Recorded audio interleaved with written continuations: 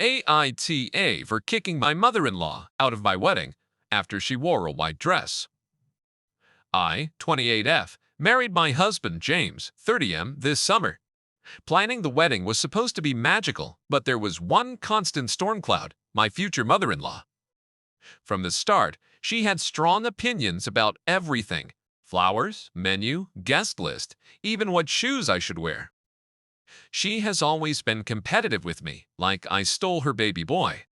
I brushed it off as future-in-law nerves, but the closer we got to the wedding, the more intense it became. She'd make snide comments. "Are you sure you want your hair like that?" James always liked brunettes with curls. Or, "Our family weddings are usually in a church, but I guess you'll do it your way." Every step felt like a subtle reminder that in her mind, I was an intruder. James tried to smooth things over, but he's the type to avoid conflict at all costs. He'd say, "That's just how Mom is, don't take it personally." I told myself it didn't matter. One day of celebration, then we could focus on marriage.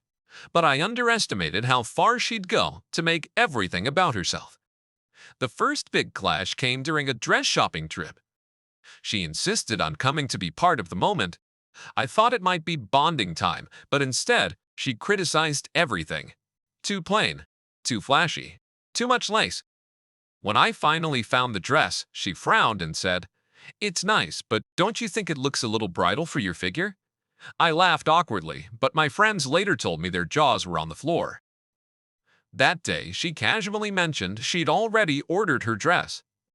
I thought nothing of it, assuming she'd go with a standard elegant mother of the groom look. A week later, I saw the receipt on her coffee table when we visited. White. Floor length.